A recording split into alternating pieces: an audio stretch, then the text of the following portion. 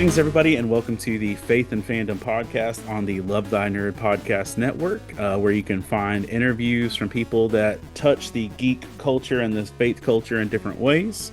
I'm here today with Rebecca Godlove, and we're going to be talking about a lot of different stuff. But before we jump in, you can find other episodes of this podcast on the Love Thy Nerd podcast network or on YouTube.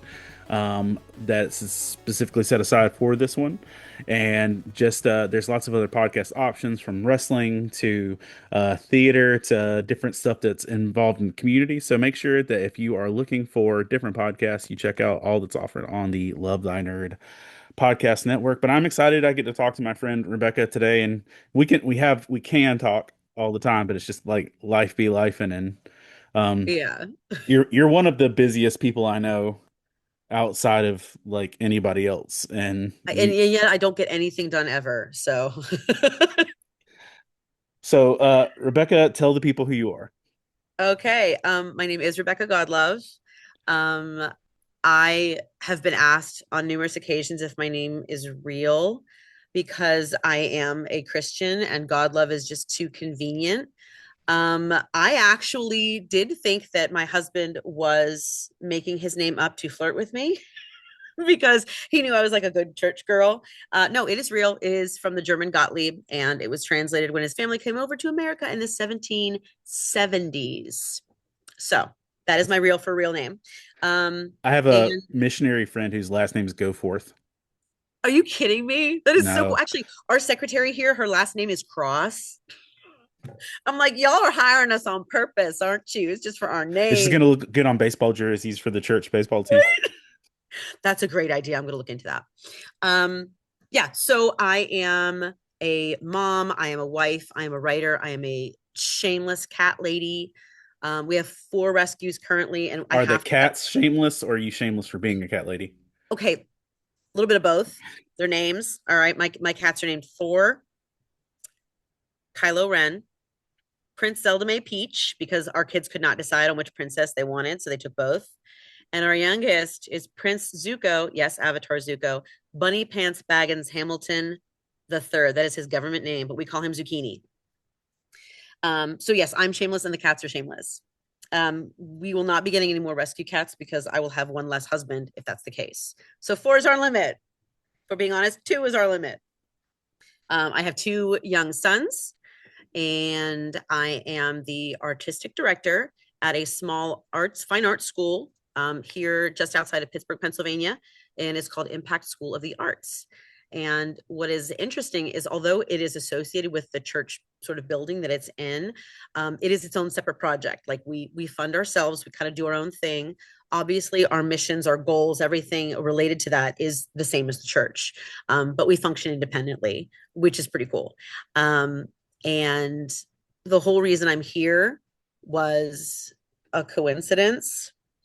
So, and actually, just over a year ago, my husband and I made a really, really hard decision. We chose to leave the church that I grew up in. It was my home church for well over 20 years, probably 25 years since I got baptized.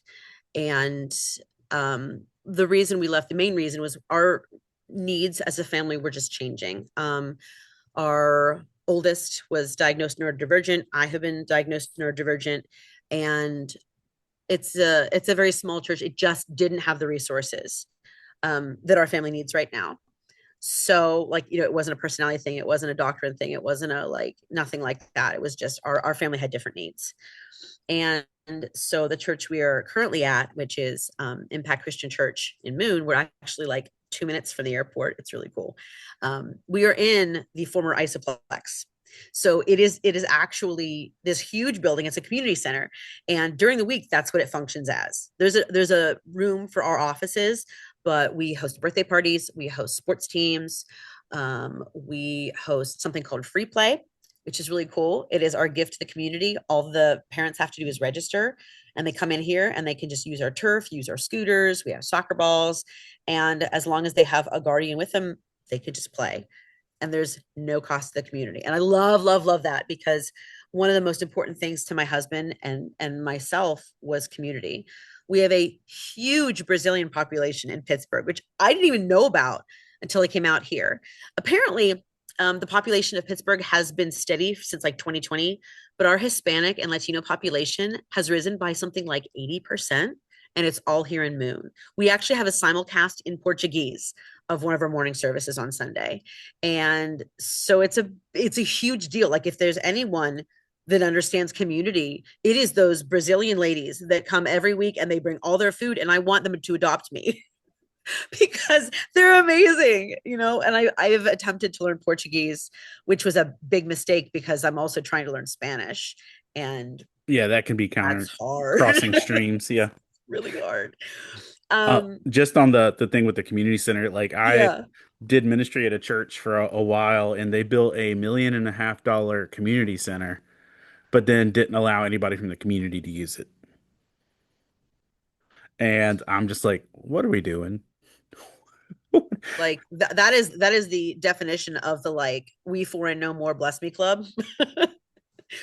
you know that ooh, as a Christian, that hurts my tummy. That makes Yeah. me feel sick. Yeah, that's I'm so grateful that's not the case here. um 3 years ago they had a small dance studio created from scratch. um every major area in this building was previously like an actual rink of some kind. Like there's a second floor we haven't even renovated yet. It's like the entire skate park is upstairs. There's one hallway that still has like all the original graffiti from like when it was cool and like a skate park, and I don't want them to take that down. I want to see if we can like somehow preserve that because it's just really cool.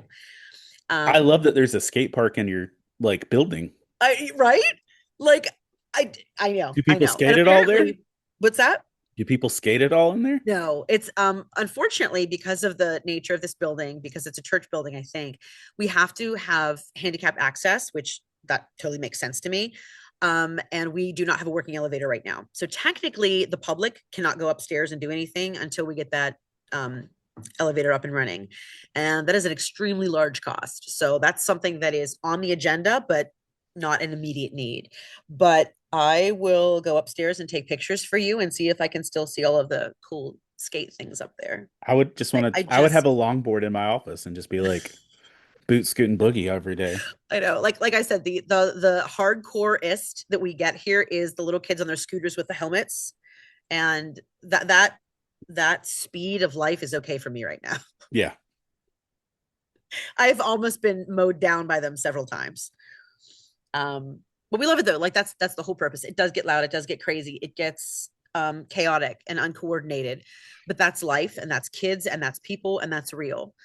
Um, and I love that. I love seeing an unsanitized version of life. We also have this beautiful ministry. It's actually a missional business here, and there's an Air Force mom who has three gorgeous children of her own, and she has a heart for neurodivergent kids. None of her kids are diagnosed, but she really feels for this community, and so she actually has a business. It's called Little Flyers Clubhouse, and she rents one of the rooms, one of the large classrooms we have here, and 3 days a week she has for a very very fair fee, she has this gorgeous sensory room that she updates every week. They have a different theme every week, and they've got a building area, they have books, they have like a sensory swing, they have the sensory box, like the kinetic sand, like all this stuff she provides like at her own cost. And these families can come in with their littles, and they can be safe and be completely free to be themselves, and they can be as loud as they want, and they can be as messy as they want, and it is celebrated. And her name's Shannon, and we've gotten pretty close in the time that I've been here, and she and I are going to be working on a neurodivergent curriculum for the school, which I'll talk about more in just 1 minute. Um, but this school, like I said, it's been here 3 years in the building. And when I first heard about Impact Church, I did hear about the school, and I was like, oh, maybe I can teach there. Like, how cool would that be? And at the time, I reached out to Alicia. She is the founding mother, and she was the artistic director. This was last year. And she said, we don't really have a need for teachers, but like, I definitely want to keep you in the loop. And then when she went on maternity leave last December, I kind of got plopped I was given a headset, like a cool actual head, like a real headset. And they're like, yeah, you can help like run the Christmas show. And I was like, you have a backstage and you have wings. Like, I'm not used to this in my church environment. Like we had a platform. Okay. We had a platform and an outdated sound system. And they did everything they could. And these people, God bless them, but you can only work with so much with when acoustics are in, like this old Presbyterian church. So I get up there and I'm watching all these little girls in their tutus and their buns running around. And it was so cool. It was so cool. And then earlier this year, I got a call from Alicia and she said, hey, there's an opportunity coming up. And I thought, oh, maybe she needs an acting teacher. Like, that is so cool. I'd love to do that. Nope. Turns out she was moving. She and her family were moving back to York, PA, which is where she's from. And it was for, a job opportunity for her husband. And it was something they couldn't turn down. I And she almost went to a said, Comic-Con there. really? I was going to be a guest, and then they shut the whole show down. So, Oh, but was that a COVID thing or was just like a thing? a thing, yeah. Oh, wow. But that's don't Um, I only know like 3 places in Pennsylvania, and that's one of them. But yeah, Sight and Sound Theater, baby. That's out that way. Um, that Philadelphia and Pittsburgh, right? That's what you know. Or do you know Scranton? You know Scranton. Scranton, I was like, I yeah, know Scranton, and Altoona because it's funny to say. no, I didn't, never knew that one. Okay, Altoona is it's just fun to say. That's really, and that's where Sheets is from. Sheets, I guess, like it's like the Wawa Yeah, of the East. That's where it comes from, I think. okay. So anyway, she's like, you're the first person that I thought of. And long story short, I was very hesitant. I was hugely honored that she considered me for this position. It is essentially it's my dream job, but I was very scared because I did not want to be burnt out. And having just experienced some burnout, like my husband has a really high stress job. And at the time, his dad was essentially dying from Parkinson's. And someone's coming in. Hold on. Hello. Hi, Deb. What's up? I'm seeing if there's anybody in here. It's that just has me. Anything for me to do? Oh my God, Deb. Yeah. I have nothing for you to do. I'm on a come meet my friend Pastor Hector. Come here. Pastor Hector, this is Deb. Hi, Deb. Howdy. She is one of our newest cafe attendants. Yep. And she's gonna learn how to make really good coffee.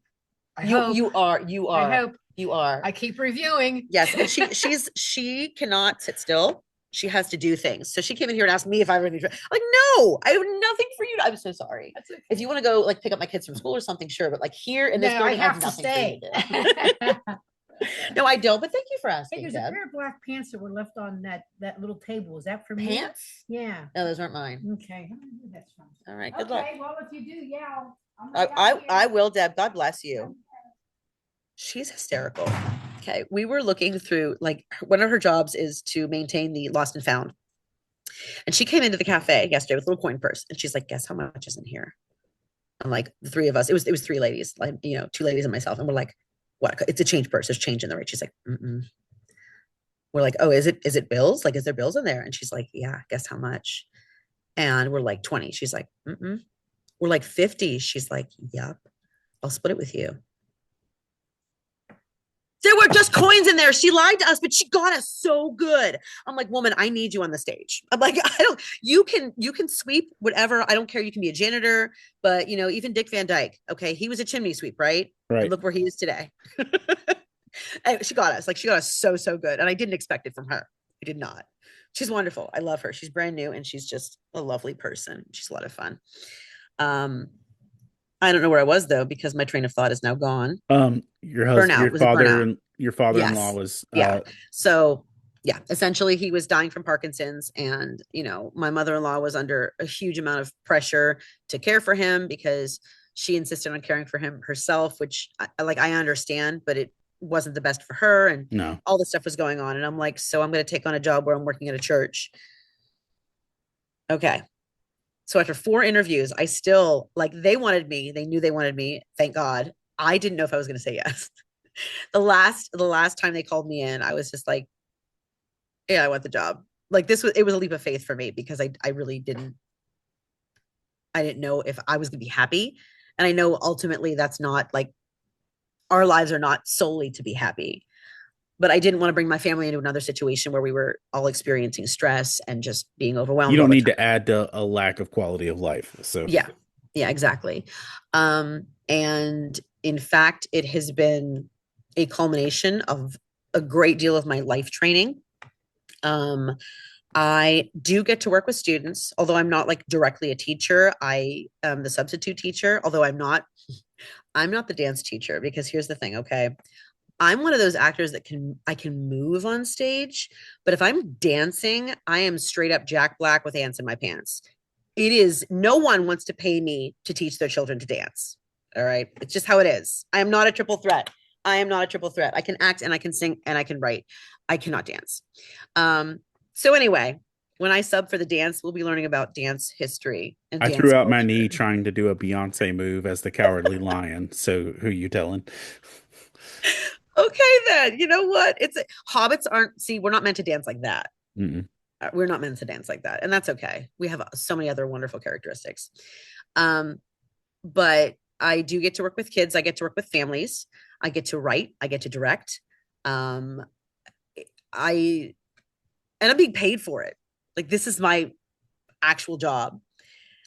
We are currently working on our Christmas show, which we are going to be doing as a live radio style show. Um, I'm so excited about that. We are setting it in 1955. And so all of the works, all of the pieces of music and literature and everything that we're doing are pre 1955. And I'm doing a little extra research to make sure they're public domain because I want to do this right. And these kids are so excited. It's all still in the works, but I'm looking at having one of our students possibly sing Silent Night in its original German, because she's learning German. She is in fifth grade and she like speaks fluent German. How cool is that? Yeah. Right. Um, so it has been a lot of fun. It has been, go ahead. On just like, sorry, side nerd note. Have you seen the Silent Night thing with Doctor Who? Yes. Like the where they stopped fighting and the Yeah. war thing? Yeah, so Yeah. good. I didn't Right. know that was a real thing until Doctor Who, and then I was like, oh, Yes. Like I, so I much of that show is like legitimately historical. Like well, I still can't really watch Vincent Van Gogh episode because it just I also learned about apartheid from Doctor Who, but anyway, yeah. No, I mean like I was Doctor like, Who. thanks He for is, all I the mean, stuff he's you didn't teach us in American right. schools. Like he's the ultimate like humanitarian educator. Yeah. I think you know Nine is my doctor, right? Hmm. That's where I came in, and I've always been an Eccleston girl. I mean, I love them all, but got a special place in If my you heart. haven't listened to it yet, he did new content for Doctor Who with Big Finish. Did he? I didn't So know that. Eccleston and Piper did new Doctor Who adventures together in Oh, audio. I love that. I love that. Full production, everything else. But And that is why I am so glad audio is coming back so big as a treasured medium, not just with podcasts, but like all this audiobooks and everything. I'm like, we're coming back to our our electronic roots, I guess, where we can sit there and just listen. yeah. And that's kind of the goal of our Christmas show. I want someone to be able to come in and close their eyes and enjoy the show just as much as someone who's seeing it. You know, our kids are going to do their own sound effects. Um, it's going to be good. I mean, the exception, of course, is going to be our little Nutcracker dancers. Like you're going to have to see them to appreciate them because come on, little Little 3-year-olds and little they're yeah. come on, like Um oh, I love it, I love B it. Big Finish does all the Doctor Who British stuff, and I mean they've put out more audio content than Doctor Who has put out video content. Like per Well, how did capita. I not know this? Like I did not know any of this. How did I not know Okay, this? I'm so knowing now though. look up Doctor Who Big Finish audio. There's I want to say there's 8 volumes of River Song stories. Um, there's David Tennant ones, there's Matt Smith ones, there's Capaldi ones, where they all come in and redo whole castings. So Big Finish does all Well, the British love it. stuff. Then I can't remember which one it is without graphic audio is what it's called. Okay. Graphic audio would do full cast acting versions of DC comic stories. And you know how many like characters in a DC story. So there was a one of DC's big stories was called 52. Yeah, I know that's right. Yeah. Okay. There's a full cast graphic audio of 52 that is long enough that I'm talking, let's say, 24 to 48 CDs. Um, and so when my Maybe kids, my husband will start reading if I get him audiobooks like that. um, and when my kids and I went to the Grand Canyon, we started 52 on the drive and we would rotate an hour of 52, an hour of music. And it took us all the way to about the Grand Canyon and back to finish it. Um, but that like so there but there's tons of DC content and they just announced one of the bigger DC stories is about to happen for the first time in that. But also just and I'll shut up about this, but you just got me on an audio trail. And I know Neil Gaiman is, a hard topic right now. Yeah. Um, but the Sandman audio is one of the best things I've Is ever it? listened to. David Tennant as Loki, Michael Sheen as Lucifer, um, Kat Dennings as Death, James McAvoy as Morpheus. This is Uh, like, oh, uh, what's his name?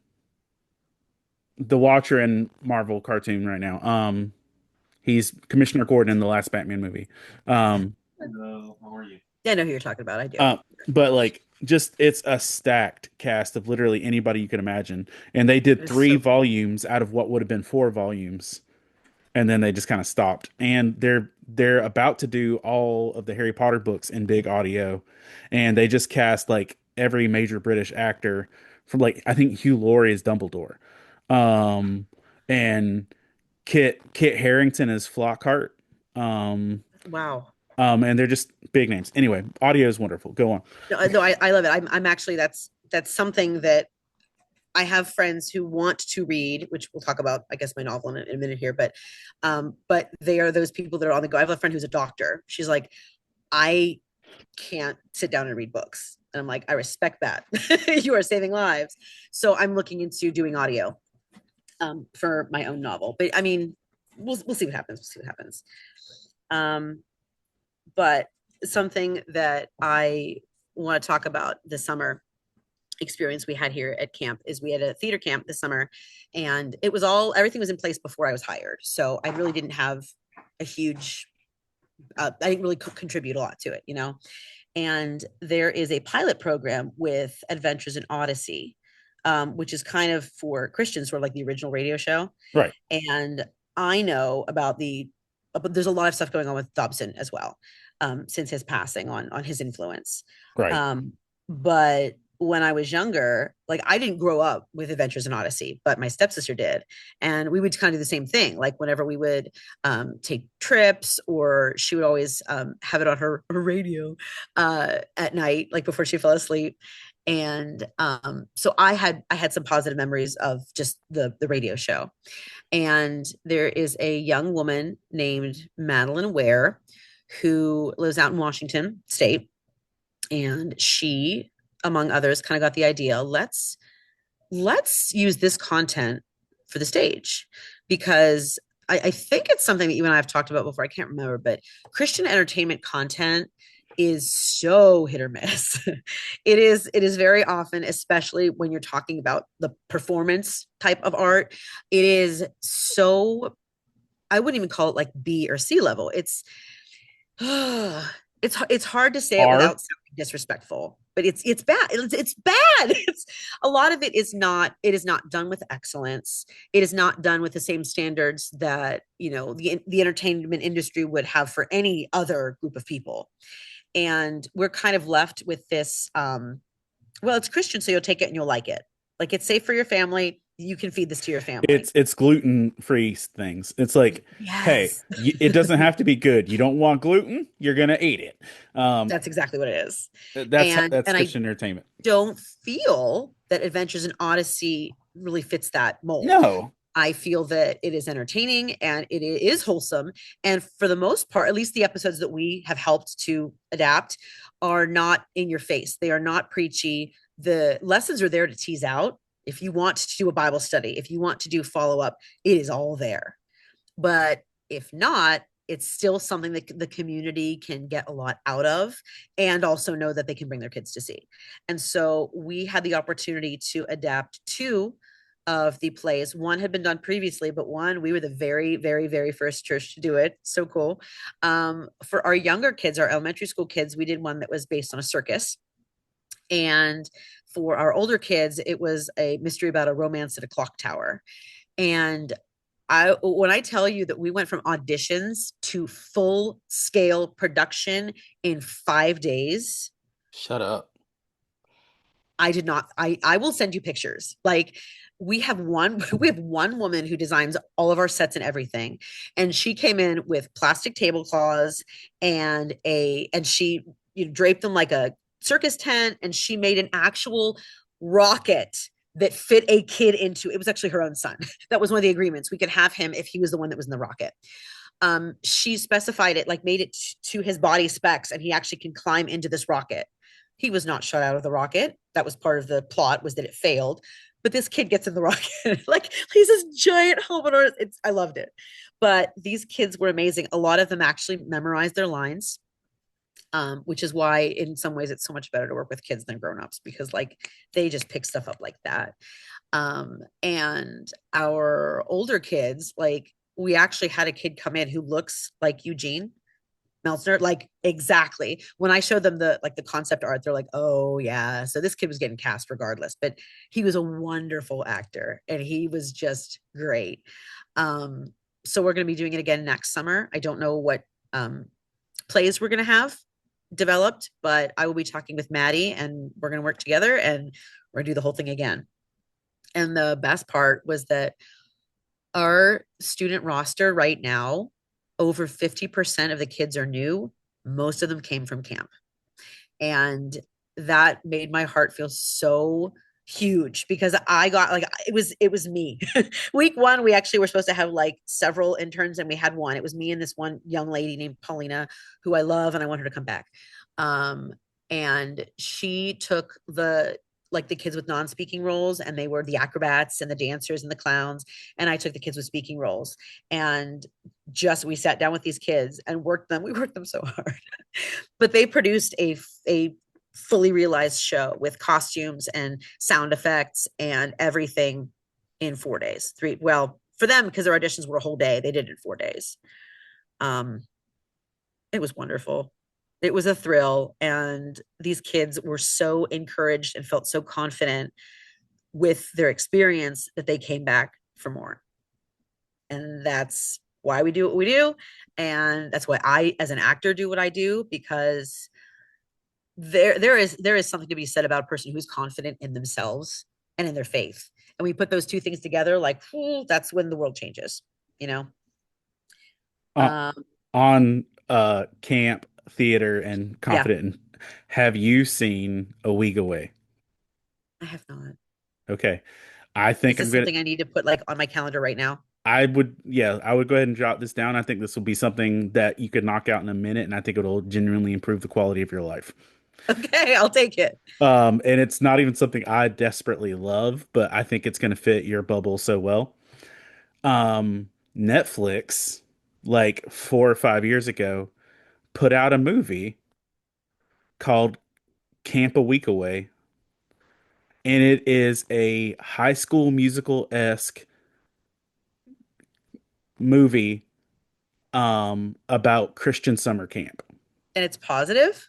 I'm sorry. I'm used to like a lot of not Like positive the right the now. the documentaries about the evil. No, no. It Yeah. is a High School Musical about Christian summer camp. It actually has Hollywood actors in it. And all of the music, it's a jukebox musical where all of the music is 90s Christian music. Where I'm okay. Date night with my husband. We are gonna get pizza and popcorn and sit down and watch this. so Because like yes, I was raised on Toby Mac. I'm telling you, like they get off the bus to Great Adventure.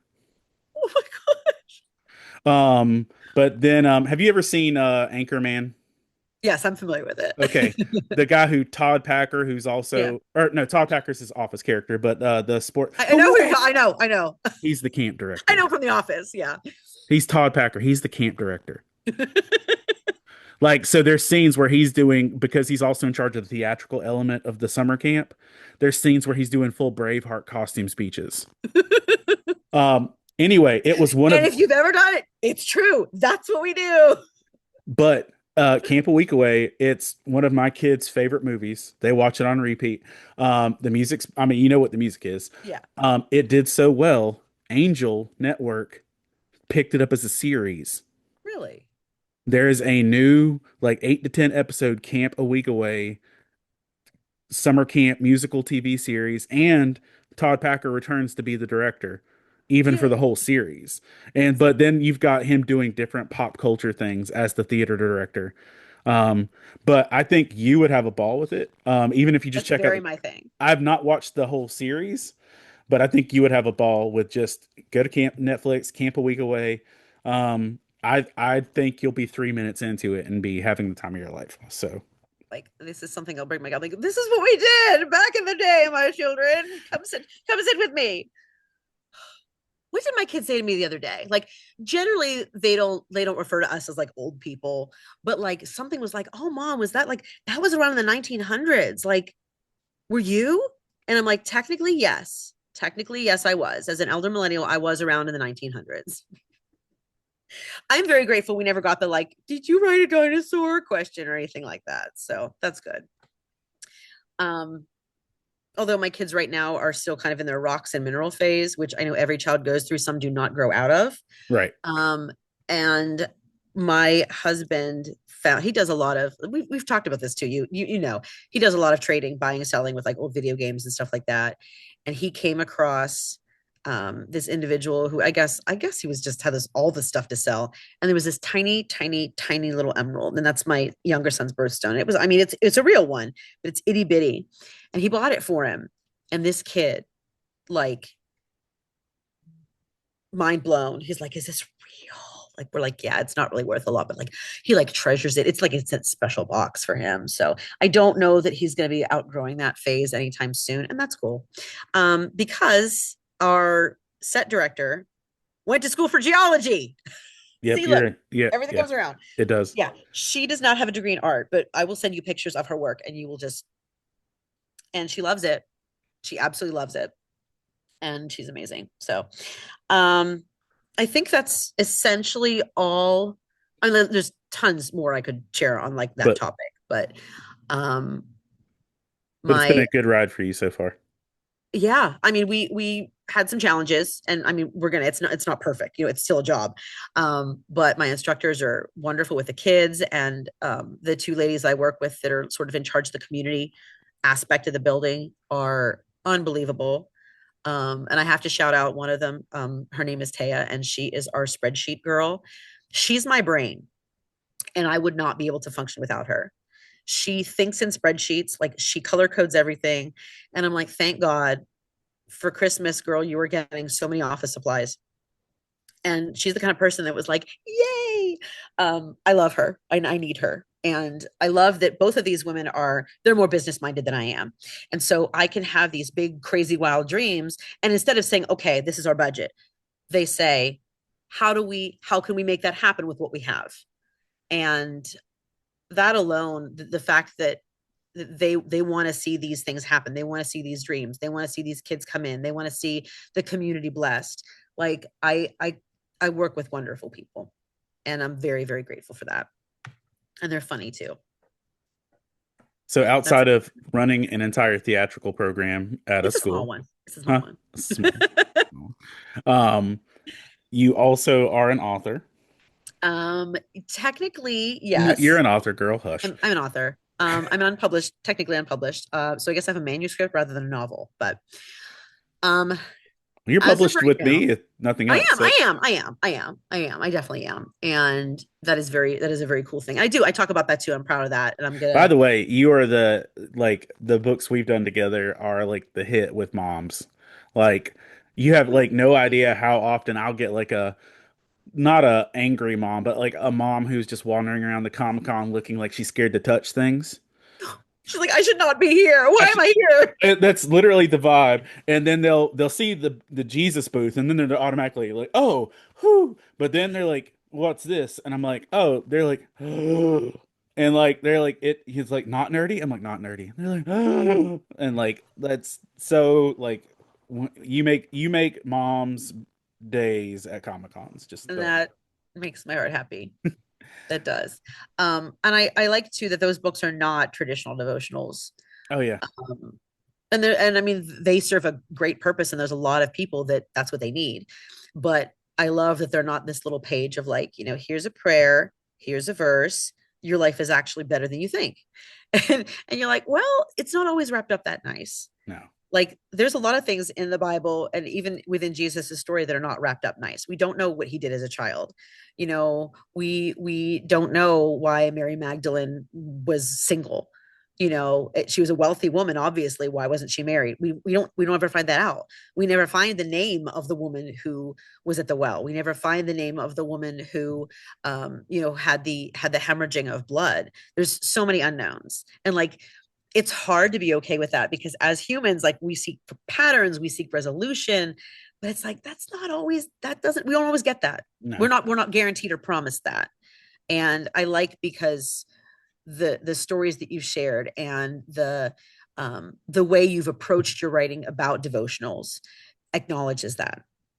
And that's really important, especially for parents, because I think there's a lot of things I'm finding out that I'm like, I don't get a say in this, or this isn't going how I want it to because my child is his own person. They're their own kids. And I love that. And if knowing that I can contribute to a mom's peace, boom, You're doing it. that's what it is. So in this process, you've been writing for what, 2 years? I actually okay, this is my romanticy moment. This is my basic girl moment. Okay. My basic white girl moment. Be all you want to be. I'm so basic. Like right now, I'm so cottagecore at this moment. Cottagecore I is love a it. whole I have vibe, though. embraced. What's that? So cottagecore is a whole vibe, though. It is. It is. And I have been drinking dandelion tea. Okay. And coffee, but like dandelion tea. Okay. It's really good for your heart.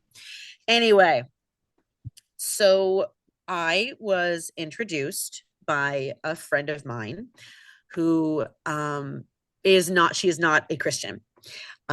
But she and I have a very close relationship. She's one of the few Christians that I'm one of the few Christians that she trusts.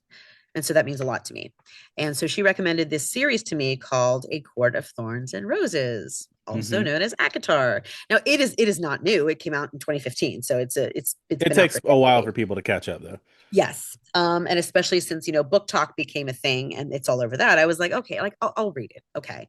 And I read the first book and it really wasn't what I expected. And I liked it. I'm like, okay, like I want to know where this is going. And I'm not going to put any spoilers out there because, if your people are in the process, I'm not doing that. But I read the whole series it was less than a week. It was 8 days. I read the whole series in 8 days.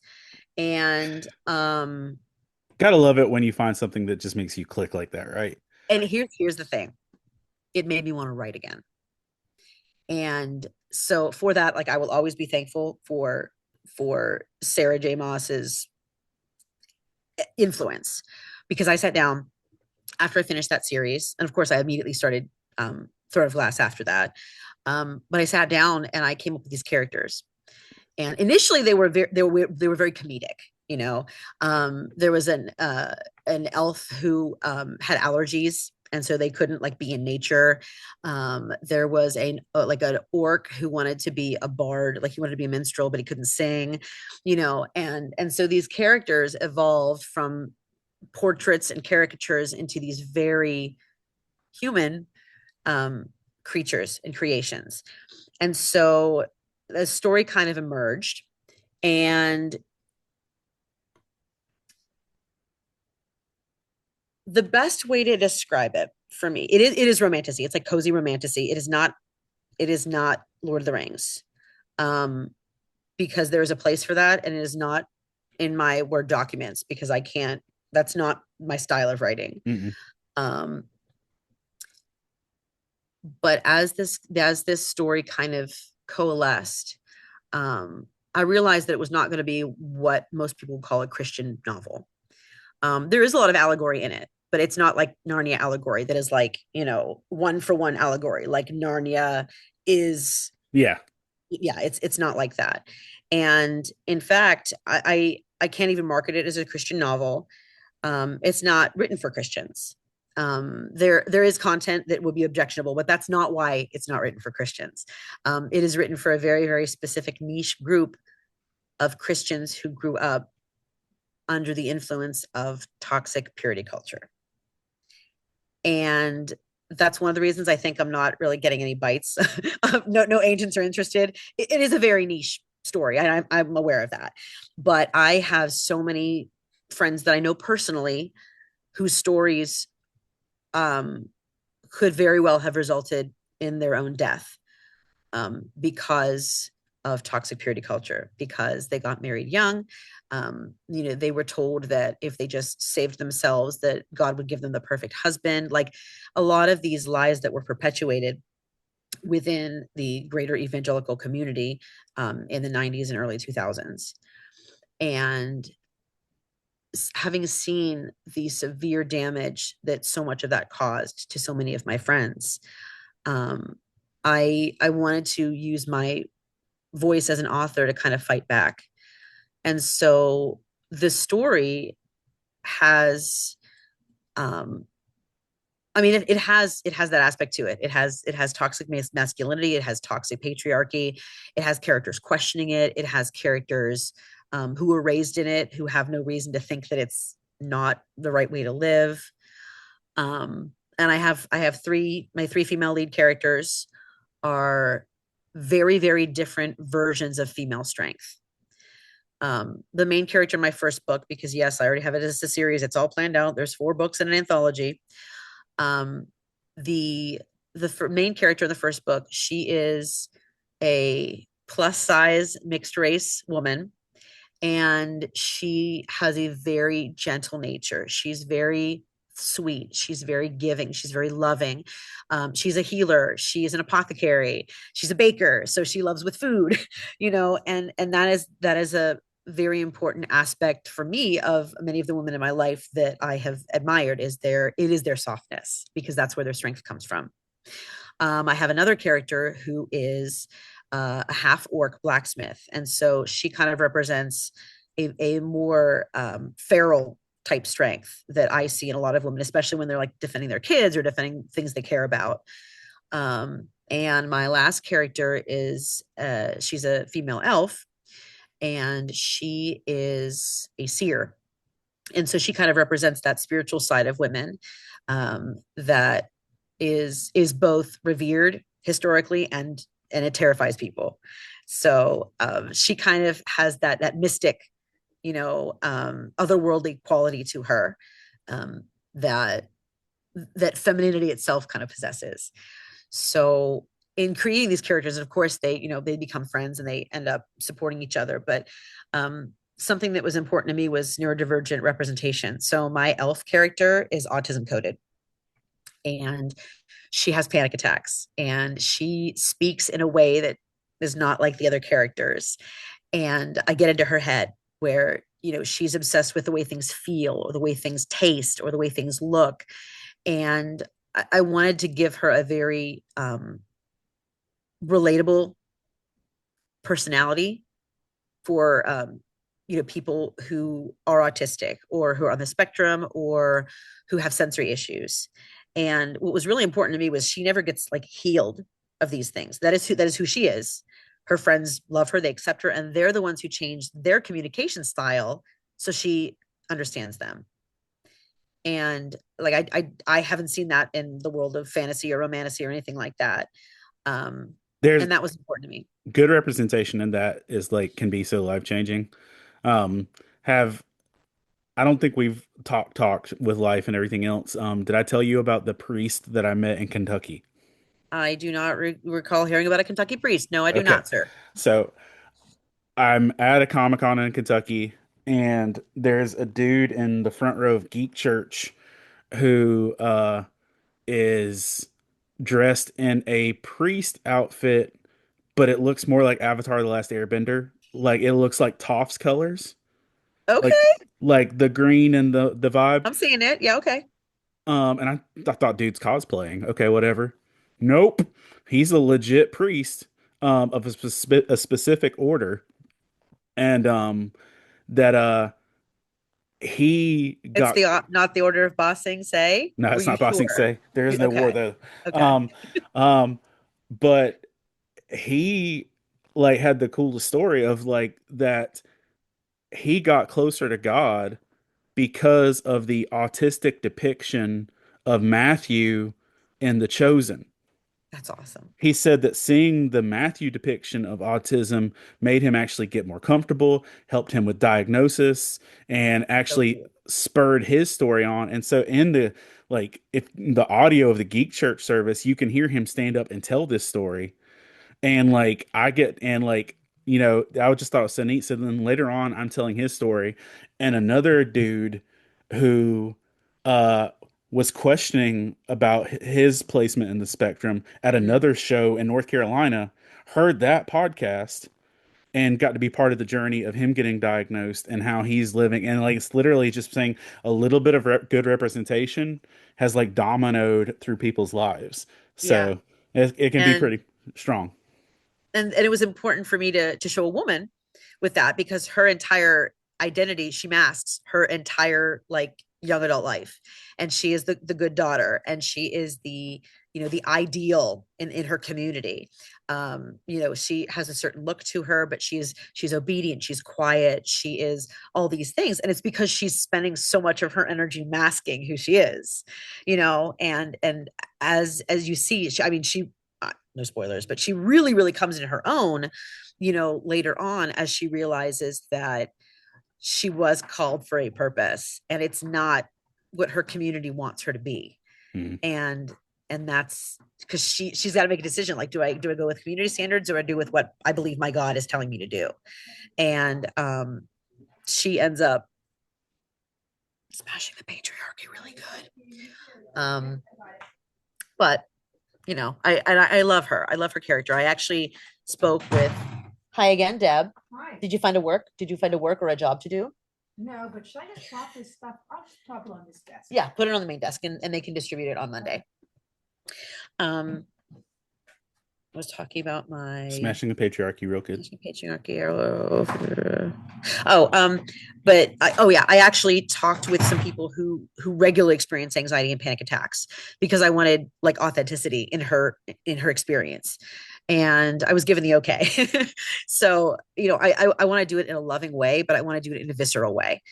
So there's one instance where she's like most elves, she's very sensitive to scent, and she's overwhelmed. She's got to find one particular scent that is comforting to her. Just like grounding, like we do the 5 4 3 2 1 thing. With like our kids or ourselves. Find something you can touch. Find something you can see that you can smell. And she has to go through that process in order just to come back to her baseline. And without spoiling a whole lot, she was raised in a very fundamentalist type organization that believed that their God and their purity of blood is what sort of sets them apart and makes them more valuable elves than the rest of the people in this society. And then you come to find that there's also orcs that feel this way, and there's dwarves that feel this way, there's humans that feel this way. So this novel has been rejected 159 times by 159 different agents. And 59, like that's 159. wow. Yeah.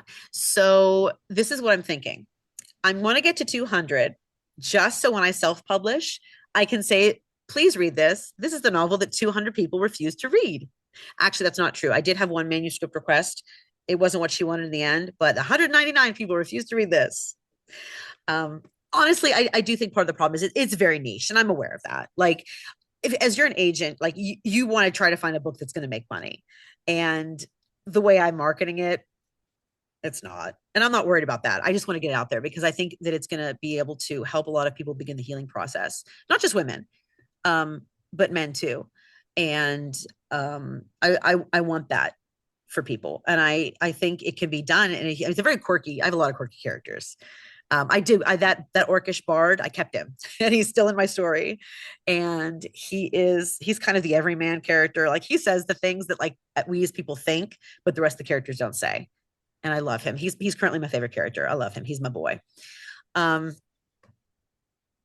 yeah, I wrote it. It's called the Misfit Guild. And I have made a decision. And I guess since this is going to be now, like, you're going to post this, so it's like a real thing in the world now. If I don't get representation by the end of this year, I will be releasing it as a self-published piece. The reason I didn't want to do that initially is because of the work involved. Because look, I don't like filming content. Like, I don't like any of that stuff. And I know that if you're self-publishing, like, you got to do that. You got to market yourself. And I just did not want to do that. But I'm starting to realize that just might be part of my labor of love to get this out there to help people. So you heard it here first on Faith and Fandom podcast, that if by the end of November, I don't hear anything, we are going out and we are going to be the best Christmas gift you could possibly give someone who was raised in the toxic patriarchy culture of the 1990s for Christmas. I do need a cover artist though, so I'm still looking for that. But it has been professionally edited, so that's a good thing. How was that process for you? Paid money for that. Oh my gosh, it's been a very healing process, and it's been very. Oh no, just specifically like the editing process. How'd that? Oh, the editing process. Oh, I love my editor. Oh my gosh, she's amazing. She was able to appreciate my voice. And she was able to help me edit things for clarity that didn't take the narrative voice away.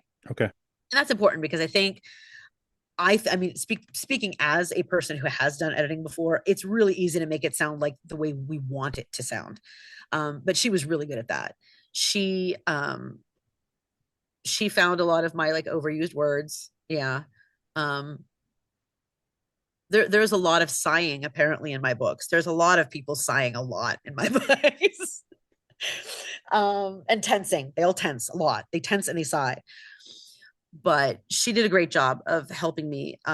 She also was really, really good at picking out those moments where the story didn't quite make sense. Like, she's like, I know this was edited earlier before you gave it to me because you're referencing something that isn't there anymore. She was really good at that. And I loved working with her. She was always on time. She was always respectful with all of her feedback, which, let's be honest, as writers, we have like the most tender skin. What do you mean it wasn't the best thing that you've ever read in your entire life? I worked so hard on it. She's fantastic. Her name is Nevi Gain. And I would recommend her to anyone because she's been lovely to me, and I will be using her again in the future. So that was a good experience, and I found her online. That's where all the cool people are. Yes. So how's this process been for you, as you were about to say? Like, oh yeah, like I said, I wanted to kind of push my own boundaries. For example, there is sexual content in the book. It is limited, and for me personally, it is between married couples. That's what I felt comfortable writing. But I wanted to write these scenes because I grew up believing that sex was bad and dangerous. And the scenes that I have written are not just about the act, they are about connection. They are about romantic love. They are about sacrifice, enjoyment, all these things that like we weren't taught about that aspect of humanity and God's design for humanity. But I talk a lot about the dangers of fundamentalism. And in the process, during this process was a lot of my deconstruction. And I was told by a person I very much admire that what I was doing was not deconstruction, but more like renovation. And that changed everything. Because I know deconstruction is looked at as like a progressive thing, and it's bad, and it means you're really just trying to make the Bible say what you want it to say. And I mean, that's what I'm hearing from a lot of my more conservative friends. But for me, it was a way of getting rid of all of the noise and all the things that are crowding Jesus out, and actually going back to the foundation, which is just Jesus. And even though this book does not have that direct allegory between, like, a god or goddess directly representing Jesus, um, there is the aspect of peace and of doing good that the one God sort of exemplifies. And his followers choose to turn him into a weapon. And with that weapon, they decide to spread their own version of his worship. And I mean, that's not, a contemporary issue or anything like that, as we well know. But being able to have that in my hands and turn that ultimately into something good has been very therapeutic for me. I have a lot of friends who are very scared right now of the state of the country. And if I can't do anything for them, and that's not to say I can't, but if I can't do as much as I want to help them, I am creating this world where they are vindicated and they do come out on top. And, they're going to be able to survive, in spite of what this God has been turned into. And I have another character who was raised in this organization and has absolutely no reason to think that there's anything wrong. And it is only when his betrothed leaves him that he starts to think, is there maybe something more to life than what I've been taught and how I've been taught? And I know all that is very deep, and I keep saying it's like a cozy romantasy, and it is still. But there's a lot of scenes that take place with food, therefore it is cozy, right? There's a lot of baking and muffins involved. Best sales pitch ever. There's a lot of tea being drunk, and there's a lot of scones and muffins being eaten, so it's cozy. No, it is. And I think like the intimacy of friendship is there. I wanted to focus a lot on female friendships and familial relationships. I have my orc bard and the orc blacksmith are siblings, and they have a healthy relationship. And I mean, you could see that from the very beginning. Like, I'm not spoiling anything, but I loved exploring their dynamic because he's much younger than she is. He's almost 10 years younger than her. And, she has this sort of maternal quality with him, but well, anyway, I'll send you a copy. It's it was fun to explore that because I don't have any older siblings, and just to sort of get into her head about how she might feel about what her little brother is doing or what he's saying or how he's acting it's been fun. And also I've never been the youngest sibling either. So getting into his head and trying to think in terms of like an 18-year-old boy, that's been fun too. That's been a lot of fun. Which exactly is why he's my favorite. I want to know that. I want to meet this kid in real life. Like, I want to meet this kid in real life and like be his mentor because he's a cool kid. He's cool. He's probably what I would have been if I'd been born a boy. Okay. That makes him sound like less cool, but So what does your page count run at, like, roughly? Word count is 101,000. Wow. Okay. Which that's really, to be honest, for a debut novel in romantasy, that's not too far out of the range. Typically it's like 70 to 90-ish. And this is after like multiple edits, multiple chops. I had to take out, oh my gosh, I had to take out so many plot twists and move them into like the second novel, which is about a fifth of the way done right now. I would say like a fifth or a quarter of the way done. Because it was just too much. I wasn't able to develop my characters. And that was really important to me because this story is way more character driven than plot driven. And I think that's what makes it cozy. Because even though, we learn about Sam, we learn about Frodo, we don't learn really about them as much as we learn about their journey. I think a lot of times when we talk about Lord of the Rings, but this is way more, we get into our characters' heads a lot. And sometimes it's not a very pretty place. But On just a side note of cozy and hobbits, do you play the Switch or anything? Do you have a Switch? Do your boys? you're going to tell me I think you're going to tell me what you're thinking. Oh, you're going to talk about Plum Grove? No. Oh, okay. Because I was just going to recommend Echoes of Plum Grove Uh, because that is cozy. Tales of the Shire. No. Now I'm gonna say it is not a perfect game. That's Um, okay. I'm not a perfect hobbit. I wear uh, shoes. they they released like a month and a half ago a cottage core cozy not adventure game. It's basically Animal Crossing for hobbits, where you are dumped in a new shire and you're buying a shire home and you have to build relationships with the community. Okay, so So that's actually exactly Plum Grove. That's what I'm talking about, but yeah, it's not. Obviously, it's a different. but this It's the is like same concept.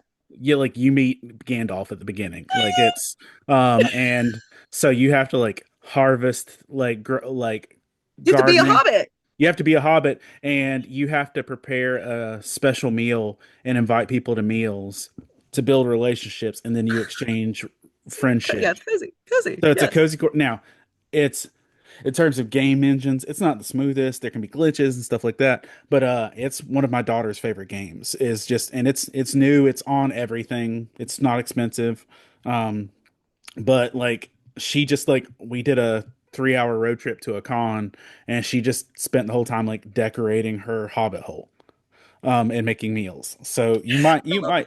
you might have fun. Well, I named my village the Shire, like Yeah, in Animal Crossing, and yeah. like our flag is the J.R.R. Tolkien logo.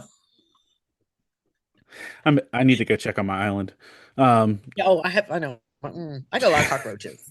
There are probably cockroaches in other people's houses. That's how bad it is. That's rough. No. Um, No, I will definitely like that sounds like something I'd really enjoy because Echoes of the Plum Grove it's the same kind of game. It's like Stardew Valley meets Animal Crossing.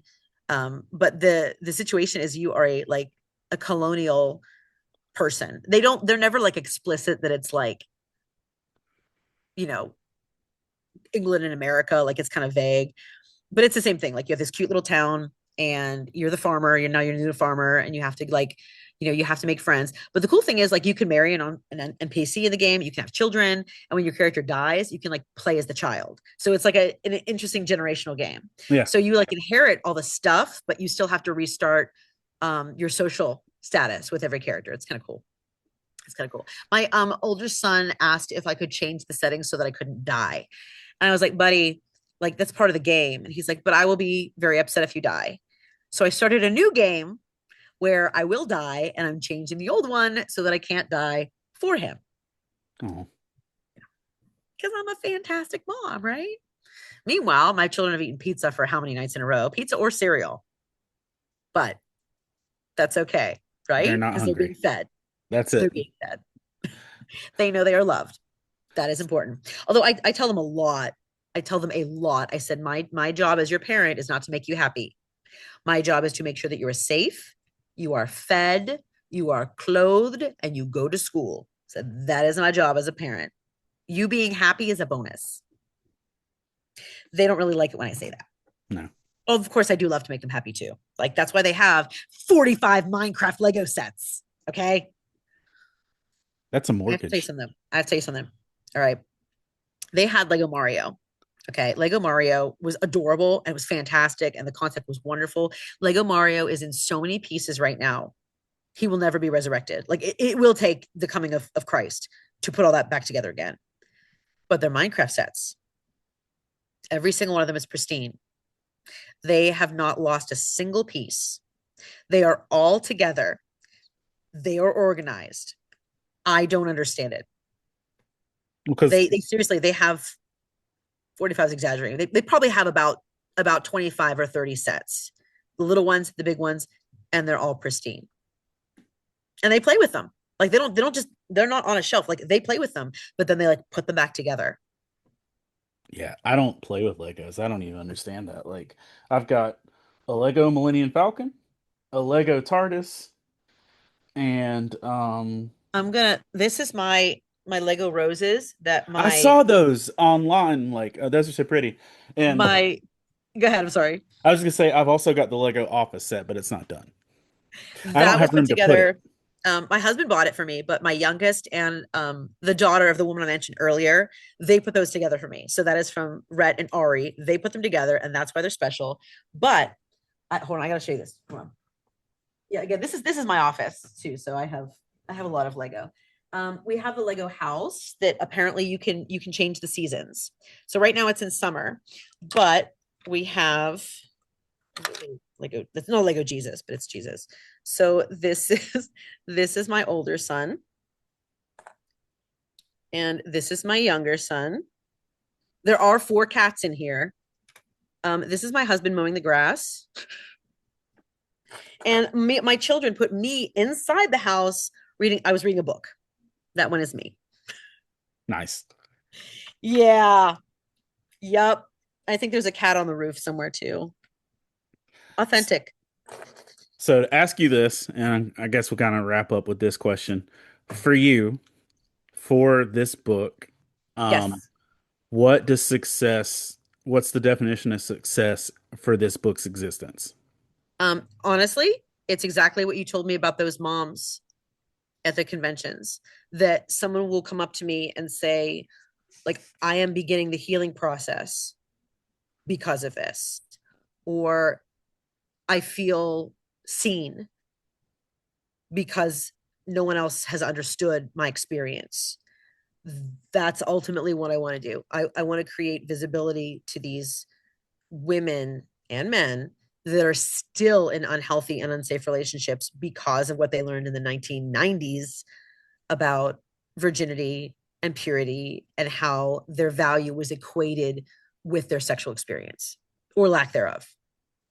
Um, and I hate that we were told that we were chewed up pieces of gum. I hate that we were told that we were dirty $10 bills.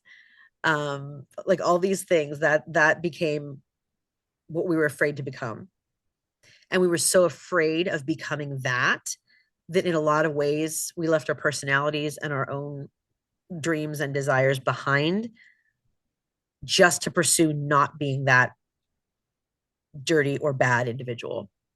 I'm very fortunate I did not have that experience, but way too many people have. And so that group of people I am targeting, and I want them to know that they can heal, that Jesus does love them, and that their value is not based on what they have done with their bodies or what has been done to their bodies. That's really important to me. That's awesome. And there's scones. And scones. Hold on. I need to know if you know this. Have you heard the peach scone song? No. Okay. Every Uh, time I talk to you, you tell me like 9,000 things that I didn't even know existed. And like now I have a whole new direction for my life. that's why we can't be real world I friends know. Yeah, because we I could never get like anything done. no. So there's an artist called Hobo Johnson. Okay. He's a grungy little kid who did an NPR contest and kind of blew up with that. Um, he does there's a song called the Peach Scone Song, and it's adorable, but it's a song about a kid who's trying to confess his unrequited love for a girl who's in a toxic relationship. But every time he gets to the point of telling her he loves her, he says he loves scones. Um, says, I love the thought of being with you, or maybe it's the thought of not being so alone. He's like, yeah, I really love these scones. And it's just like, and it's like, it's very speaky, back and forthy, theatrical. But That's fun. just look at Hobo Johnson, the scone song. This guy's It's delightful. because now that we've talking about it, like I don't know where I'm going to go find a scone. Like, I'm not going to Starbucks right now. I need to go find a scone. I used to bake them in college. I was so good. I Panera's was so corporate good. scones, but like I miss good scones. Um, I also watched Father Brown for the first two seasons, and Mm, I'd never seen Father Brown before, that's but good stuff. they added the first two seasons to Max, and so it's like the award-winning scones from early on. See, like that was the original cozy core stuff. Like the little tiny old person in a little vicarage Yeah, where, there may be a little bit of romance, but mostly it's solving murders over scones. yeah. Like that's it, my I friend. there That was is it. definitely a healing vibe to Father Brown, and I was so sad when only two of 13 seasons was on Max. So I was like, I hate you, Brett Box. Um, so moving forward, if people wanted to check out stuff that you have on, okay, let me also say this. Um, if if or when or however your stuff moves forward, if you have to self-publish, like if that's the route you go, I think it would be a really great idea. And I'm sure you've done all your thinking. If you did a full cozy visual set, background placement, whatever, and read a chapter of your stuff per week on TikTok. That's the plan. Yeah. And because a couple weeks in, people are going to be like chomping at the bit. But like, okay, just do your thing, man. I'm hoping it works out No, no, well. no, I definitely appreciate that.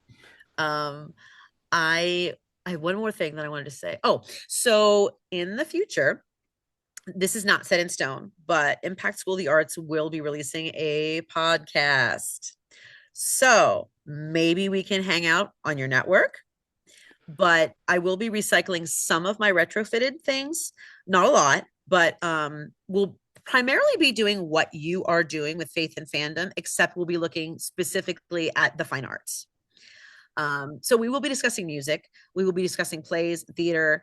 Um, we will be talking about artistic movements and like the highfalutin stuff, but it'll be through a lens of faith.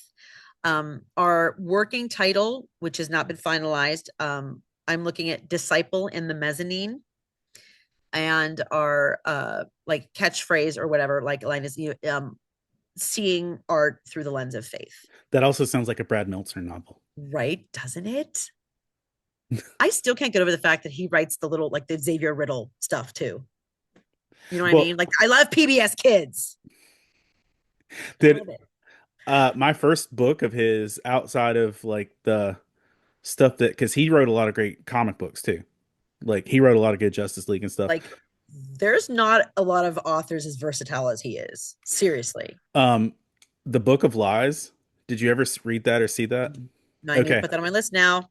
I've got an autographed hardback of it over somewhere here. I've got a great Final Crisis quote where I actually had a graded comic book and had him sign the hard plastic of it where Batman says anyway, it's a great Batman quote.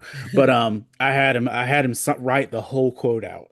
He's That's so like, so he had to look it up because he couldn't remember it. Um, but the Book of Lies is it came after he wrote one of the greatest comic books of all time, which is called Identity Crisis.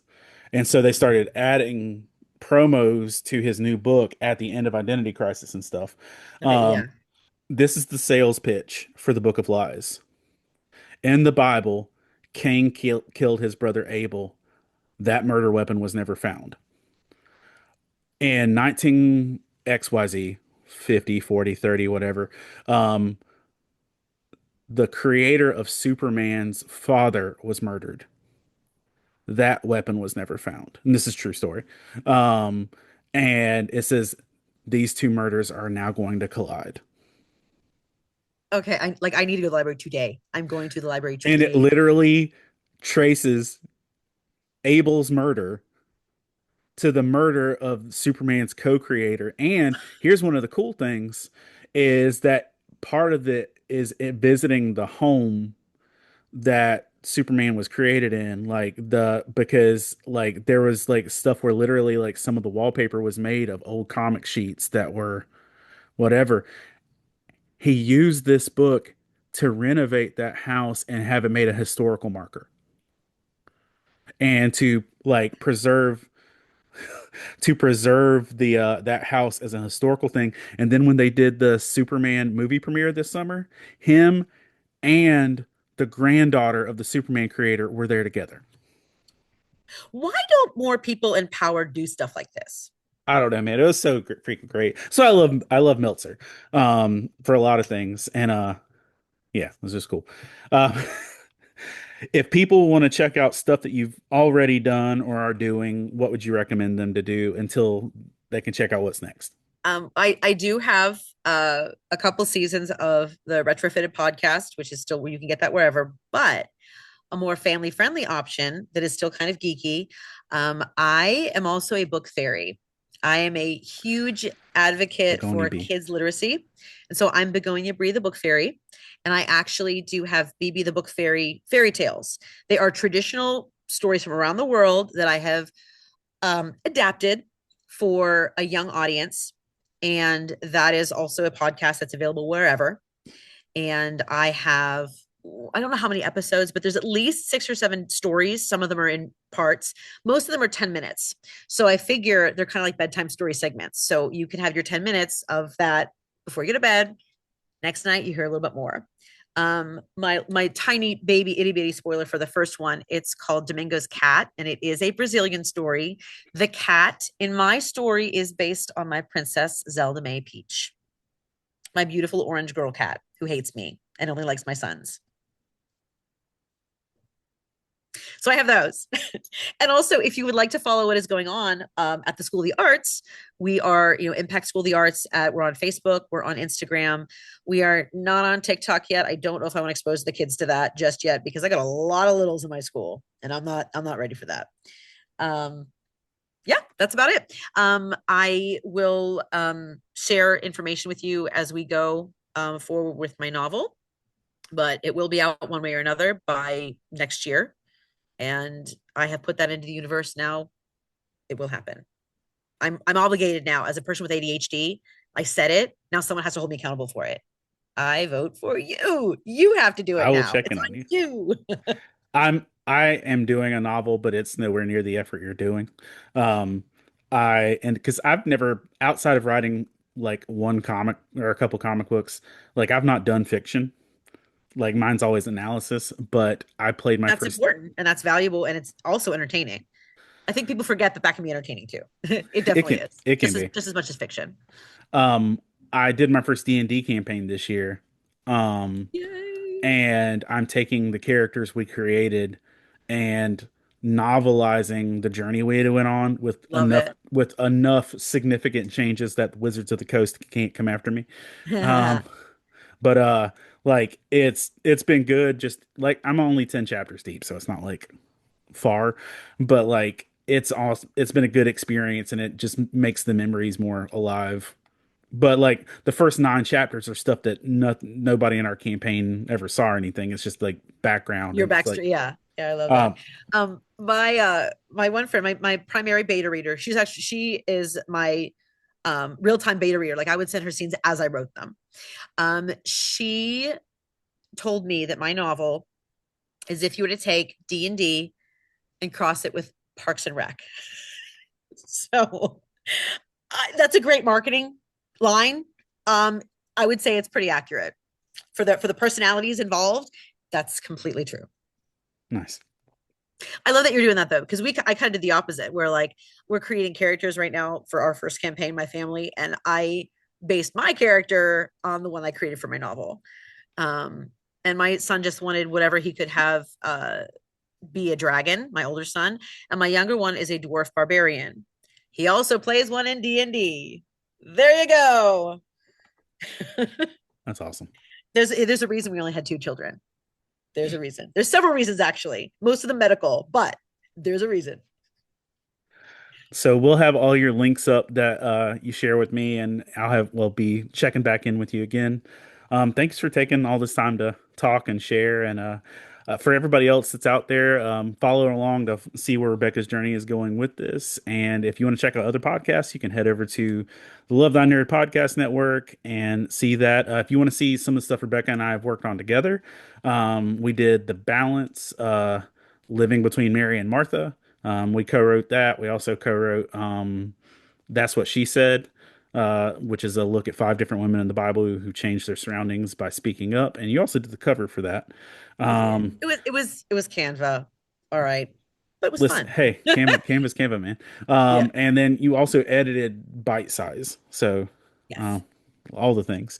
And we've got several, not several, we've got podcasts together too. Um, from back when Hamilton was new and relevant.